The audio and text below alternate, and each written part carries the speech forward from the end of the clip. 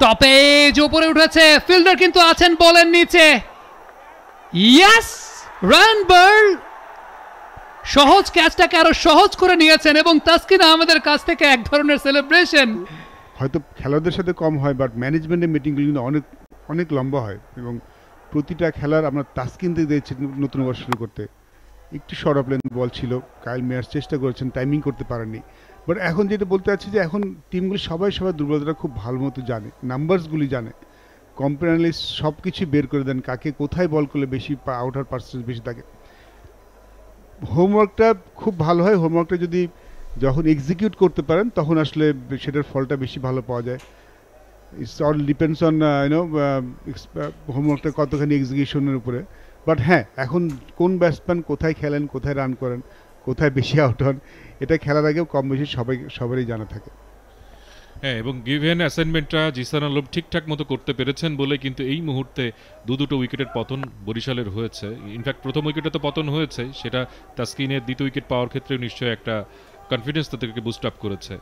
আর একটি রান বেড়েছে ফরচুন বরিশালের ২৬ উইকেটে। তাসকিন তিনি কিন্তু ব্যাটসম্যানকে শর্টস খেলার মতো খুব বেশি সুযোগ দিচ্ছেন না। মায়ার্স বলেন, তাহিদ হৃদয় বলেন, তারা চেষ্টা করছেন, কিন্তু এখন পর্যন্ত এই ওভারে কোনো বাউন্ডারি কিন্তু কনসিড তাসকিন করেননি। দারুণ ছন্দে রয়েছে, বিশেষ করে নতুন বলে তাসকিন অনবদ্য।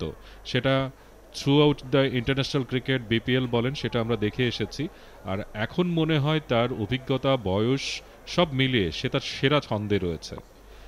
ইভেন টেস্ট ম্যাচ ক্রিকেটেও তাকে দারুণ বোলিং করতে আমরা দেখেছি, যেটা সচরাচর তাকে আমরা দেখি না।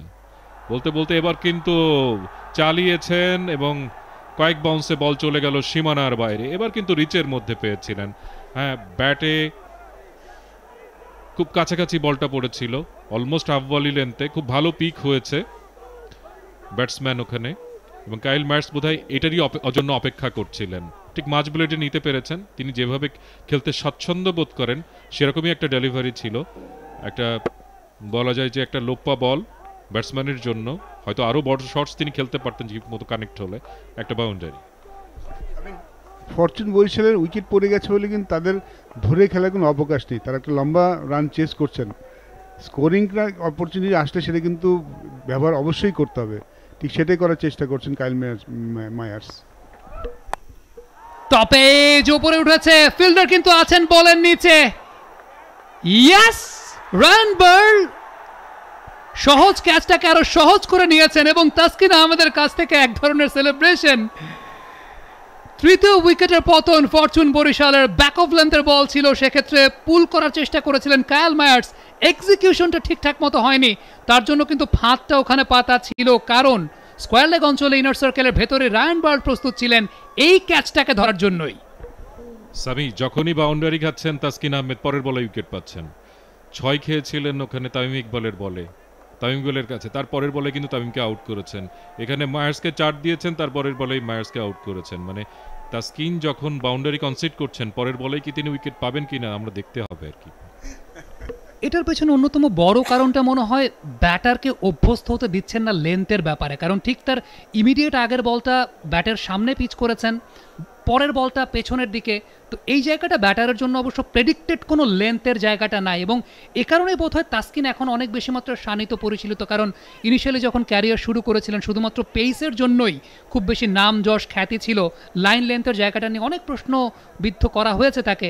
কিন্তু ডে বাই ডে যেভাবে প্রোগ্রেস করেছেন, ইমপ্রেসিভ। এর আগের ওভারে তামিম ইকবালকে আউট করেছেন, এবং অন দ্যাট নোট বলে নেওয়া ভালো, মিরপুর শেরেবাংলা স্টেডিয়ামে টি-20-র 64 ইনিংসে মাত্র তৃতীয়বার এলবিডব্লিউর শিকার হয়েছেন তামিম ইকবাল খান। নতুন ব্যাটার হিসেবে মাঠে নেমেছেন এই মুহূর্তে এক্সপেরিয়েন্সড ক্যাম্পেইনার মুশফিকুর রহিম। 121 ইনিংসে 3261 রান, 131 স্ট্রাইক রেট, 21টা হাফ সেঞ্চুরি, 98 রানের সর্বোচ্চ ইনিংস তিনি খেলেছিলেন বিপিএল ক্যারিয়ারে।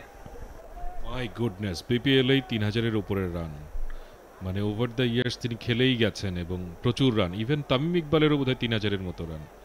সুতরাং এই যে এক্সপিরিয়েন্স ক্যাম্পেইনাররা, এরা যখন ক্যারিয়ার শেষ করবেন তখন বিপিএল কি এদের শূন্যতা অনুভব করবে না সুমন ভাই? প্লেয়ার লাইক তামিম, মুশফিক, সাকিব, মাহমুদুল্লাহ, এদের রিপ্লেসমেন্টের জন্য একটু অপেক্ষা আমাদের করতে হতেই পারে। দিজ আর স্পেশাল প্লেয়ার, তাদের শূন্যতা তো অবশ্যই সবাই অনুভব করবে, বিকজ বাংলাদেশ ক্রিকেটের অনেক সাফল্যের সাথে তাদের নাম জড়িয়ে আছে। তাদের খেলা দেখতে পারাটাও একটা আনন্দের, এবং this guys are skillful performer.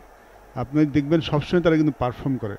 তাদের নামটা শুধু তো নামের জন্য হয়নি, কঠিন পরিস্থিতিতে যখন টিমের প্রয়োজন সবসময় তারা রান করে আসেন, এই জন্য কিন্তু তারা আমাদের আইকনিক প্লেয়ার। আমি তো অবশ্যই চাইব তারা আর 2-3 বছর খেলুক, তাদের খেলা দেখাটা অনেক আনন্দের। এবং আজকে সম্ভবত বরিশাল চাইবে যে মুশফিক তার সেরা ইনিংসটার কাছাকাছি যাক, বিকজ এই রানটা চেস করতে হলে মুশফিকের একটা বড় রান ভীষণ দরকার হবে ফরচুন বরিশালের। তবে সুমন ভাই এখন অনেক রিল্যাক্সড ওয়েতে বাংলাদেশ ন্যাশনাল টিমের খেলা উপভোগ করতে পারেন। একটা গুরুদায়িত্বের জায়গা তো ছিল বিগত বছরগুলোতে, কারণ প্রত্যেকটা ম্যাচ একদম পাখির চোখ দিয়ে দেখতে হতো অ্যাজ এ সিলেক্টর। শেষ বলটা ডট ডেলিভারি, 2টা স্লিপ রাখা হয়েছিল মুশফিকের জন্য। ৩০-৩ উইকেট হারিয়ে ফরচুন বরিশাল 4 ওভারের খেলা শেষ। বাংলাদেশ প্রিমিয়ার লিগ 2025, 7টি দলের জমজমাট লড়াইয়ে মাতবে পুরো দেশ। দেখতে চোখ রাখুন টি স্পোর্টস নেটওয়ার্কে।